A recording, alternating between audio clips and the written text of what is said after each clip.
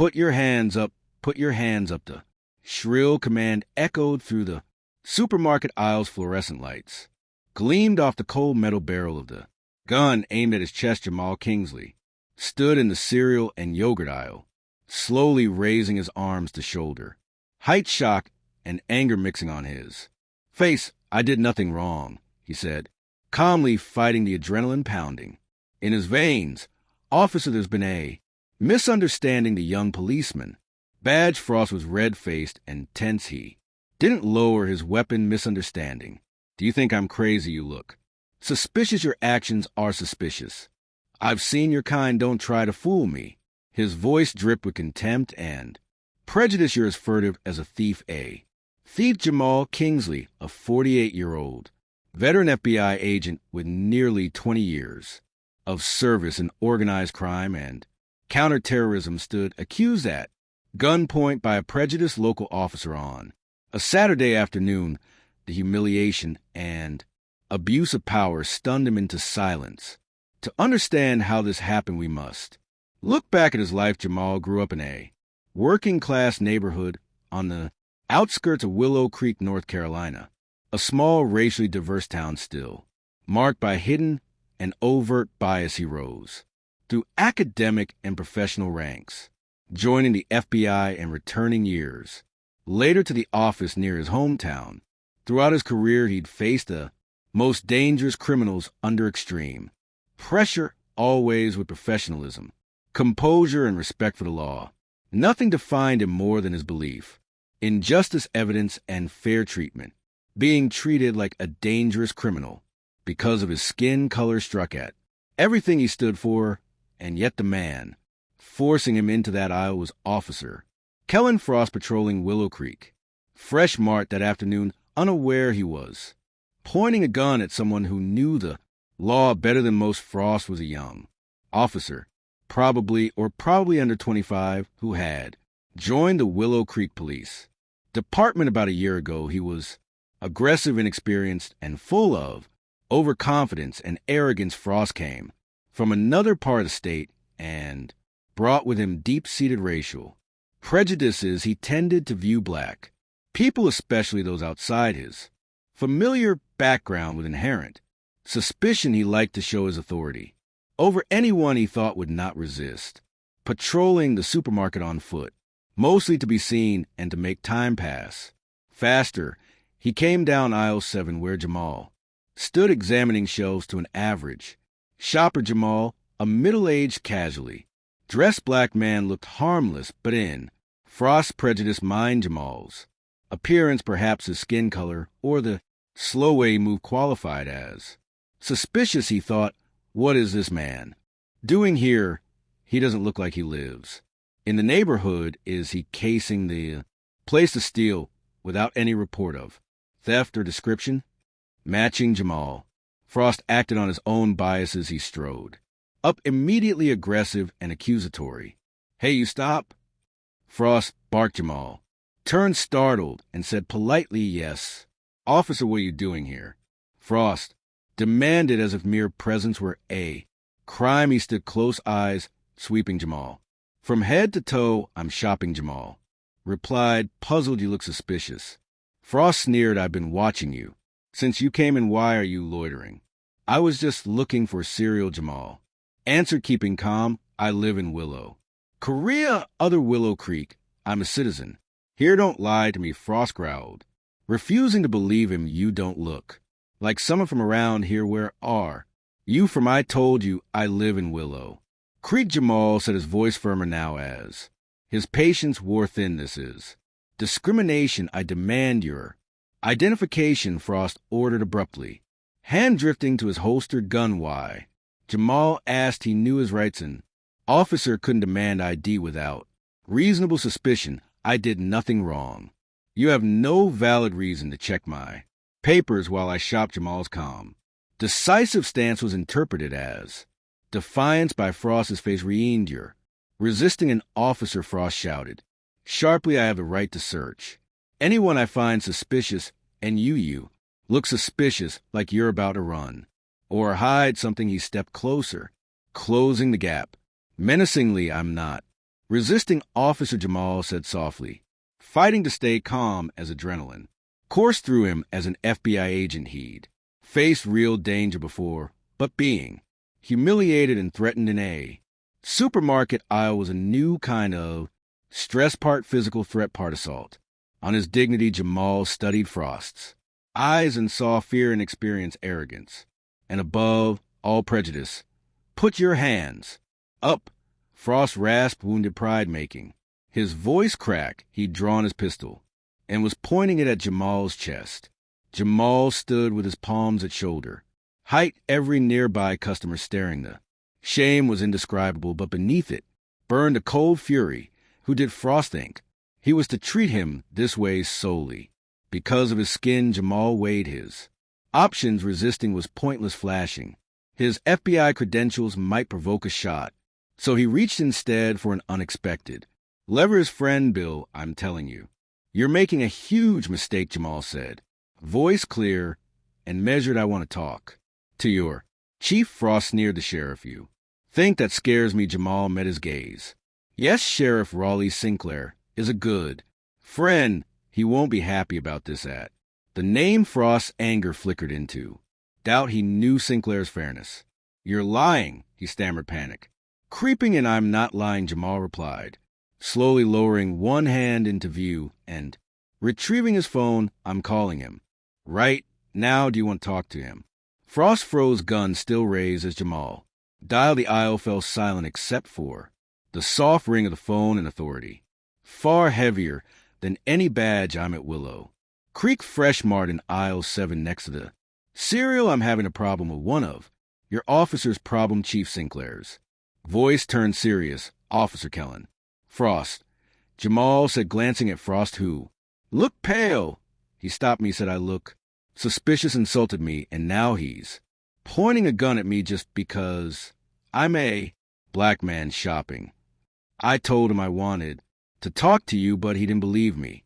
Silence crackled on the line. Then Chief Sinclair's deep voice, heavy with anger, said he pointed a gun at you just because. Dave, stay right there. Don't do anything. I'll be there in a minute. Jamal ended the call, pocketed his phone, and held his ground. Frost's face had drained of color, sweat beading on his brow. He just heard the sheriff on speakerphone and realized he had aimed his weapon at the sheriff's best friend. You really know the sheriff? Frost stammered, visibly shaking. I told you, Jamal replied coolly. He's on his way. You'll have a lot to explain. Frost, panic deep in his hands, trembled as he lowered his gun. I'm sorry, I didn't know. His apology trembled with fear, not remorse. About 5 minutes later, a police car without siren or lights pulled up. Chief Raleigh Sinclair, in plain clothes but radiating authority, entered and scanned the lobby until he reached aisle 7. Jamal stood tense. Frost, still clutching his weapon. Sinclair's face hardened. Ignoring Frost, he asked, Jamal, are you okay? Did he do anything to you? I'm fine, Bill, Jamal said, gathering himself. He just pointed a gun at me and insulted me. Sinclair turned to Frost, eyes cold with frustration. Officer Frost, what are you doing with a gun in your hand, and why at a federal agent? Frost froze again, his prejudice collapsing. Chief, I don't know, I swear. I don't know, he stammered. You don't know, or you don't care to know. Sinclair replied, voice dripping contempt. You acted on prejudice. You pointed a gun at an innocent citizen, a friend of mine, a federal agent, because you thought he was suspicious. Stepping closer, Sinclair's gaze was unforgiving. Holster your weapon, then turn in your badge and radio. Go to my office now. You're suspended immediately. Frost obeyed, hands trembling as he holstered his gun. His hands shook so badly he almost dropped them. He removed his badge and radio and handed them to Chief Sinclair. His face was sweaty and tears ran down his cheeks. Chief, I'm sorry, Agent Kingsley. I was wrong. Please forgive me, he kept apologizing, his voice trembling with fear. Jamal Kingsley looked at him in silence. He didn't need this apology.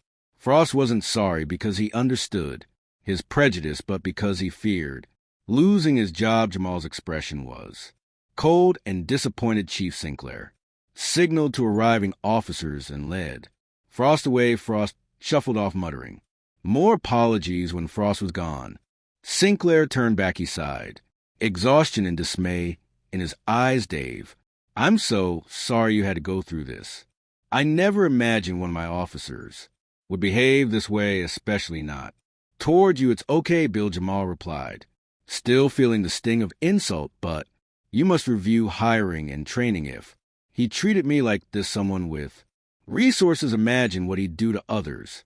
Without them, Sinclair nodded gravely. I will see this through completely. I won't tolerate it. Back at headquarters, Sinclair ordered Internal Affairs to open an immediate formal investigation into Officer Frost's conduct. The IAA division chief, known for impartiality, led the probe under Sinclair's close oversight. They interviewed Special Agent Kingsley, who spoke with veteran professionalism. He calmly recounted every detail, Frost's words, indiscriminatory tone, his threatening demeanor, and the unjustified gun. They then interviewed Officer Frost, who desperately claimed Kingsley looked suspicious and that he felt threatened when Kingsley reached for his phone, though Kingsley only did so after Frost aimed the gun and dared him to call the sheriff. Frost downplayed his insults and repeatedly apologized, but his fear of losing his career was obvious. The key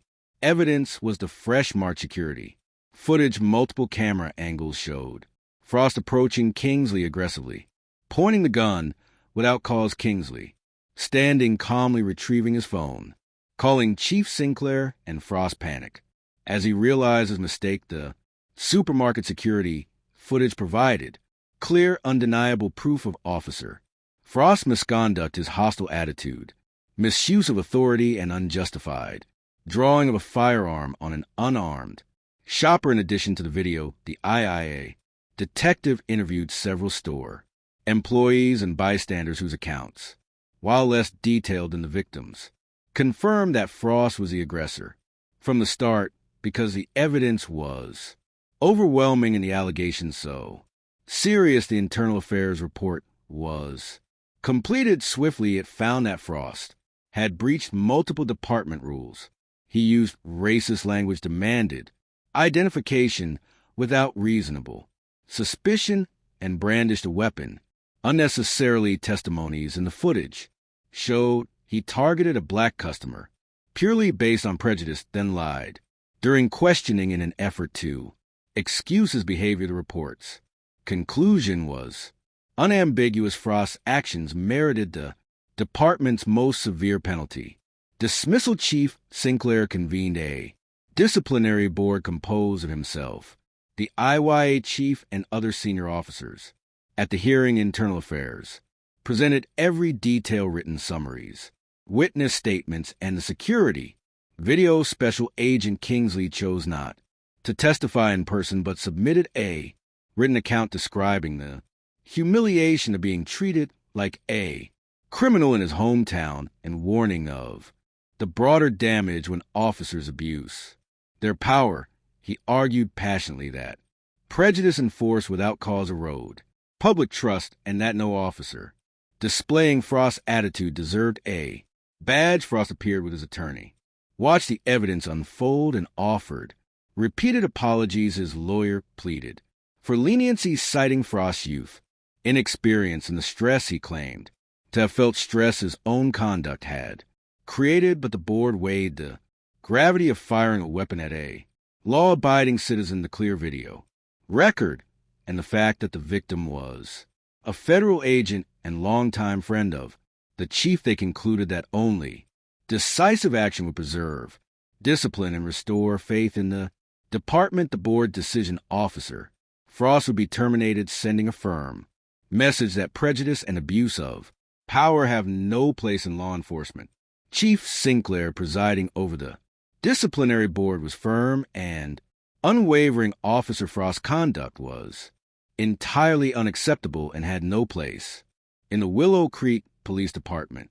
After reviewing all evidence, the board concluded that Frost violated the core tenets of the department's code of ethics: his unwarranted display of deadly force, blatant abuse of authority, and Clear racial bias proved he was unfit to.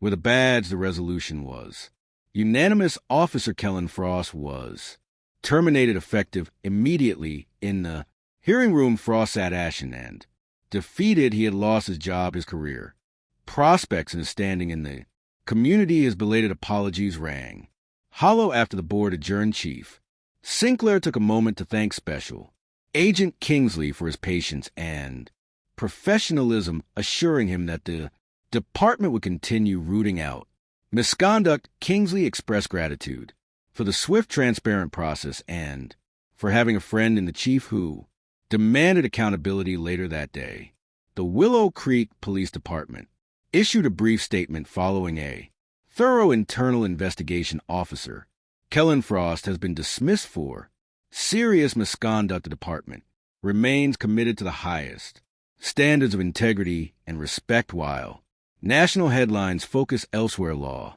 enforcement circles took note. A prejudiced officer who pointed his gun at a black FBI agent was fired without delay. For Frost, the consequences extend beyond losing his badge. His pension is in jeopardy. Future employment in any law enforcement agency is unlikely, and he faces potential civil litigation from Agent Kingsley. For Kingsley, the ordeal underscored the persistence of bias in the peril of unchecked authority, even in his hometown. Yet, by staying calm, using the right channels, and calling Manave Sinclair, he helped ensure justice was delivered swiftly. His actions defended more than just himself. They stood up for every person vulnerable to similar abuse.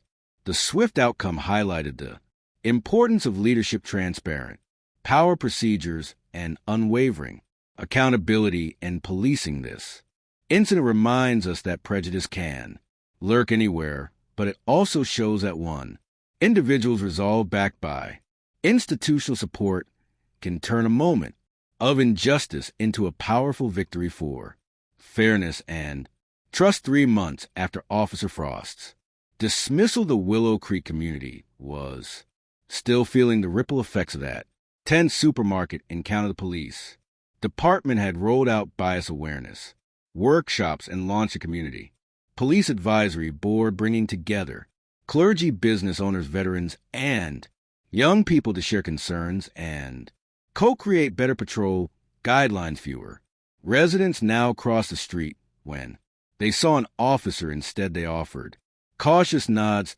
testing a new willingness on both sides to rebuild trusted city hall. The mayor announced that every new recruit would undergo enhanced Maddox protocol training, named informally for the federal agent whose quiet strength forced action, and that yearly refresher courses would be mandatory. The local high school civics class included a unit on respect under authority, using the supermarket video as a case study. Students debated what it means to serve and protect, and many pledged to hold future officers accountable, even drafting letters to lawmakers. Meanwhile, Frost's appeal for reinstatement languished in the department's legal office, and most knew it would fail. His name had become a cautionary tale, not a rallying cry. He'd been offered counseling, but few outside his inner circle believed rehabilitation without genuine reckoning was possible. As for the federal agent at the heart of it all, he'd returned to his office with a new assignment, helping draft statewide guidelines for fair civilian-military interactions. He still shopped at Willow Creek Fresh Mart, though now he was recognized and greeted warmly, and he volunteered at the community board meetings, reminding everyone that respect is earned one encounter at a time. Even after 3 difficult months, Willow Creek felt different, more deliberate in its actions, more willing to confront uncomfortable truths, and more resolve that no one, uniformed or not, should ever be treated as less than human. From this incident, we learned that real strength doesn't come from shouting or coercion, but from steadfast dignity, even when you are underestimated. When one chooses to remain silent long enough, others are forced to confront the undeniable truth. Rather than yelling, he used a strategy of integrity. He called his superior Explain the situation and maintain. Control without panic that conduct not. Only strip the prejudiced officer of his power in that moment, but also cost him his career. The message is clear: no matter your position, if you believe in justice, you must be prepared to act wisely, courageously, and use every lawful channel to safeguard yourself. If I were him, after resolving the complaint, I would continue to advocate for police training reform by testifying in public hearings, assisting in policy drafting, and connecting with the community to organize direct dialogue between citizens and law enforcement. This would help officers better understand the dangers of arbitrary actions and rebuild trust among the people. By 2050 will unlawful stops and racial profiling disappear entirely? Probably not completely, but if each individual dares to point out wrongdoing in every law enforcement agent remain transparent and accountable, prejudices can be greatly reduced. The road ahead is long, but each right step taken today brings more hope for a fairer tomorrow. Disclaimer: this story is entirely fictional. All characters and events are creations of the author and are not intended to reference or criticize any real person. It is designed to raise awareness of responsibility, justice, and the importance of treating one another with respect and dignity. We firmly oppose all forms of violence, prejudice, and injustice. Please consider this before viewing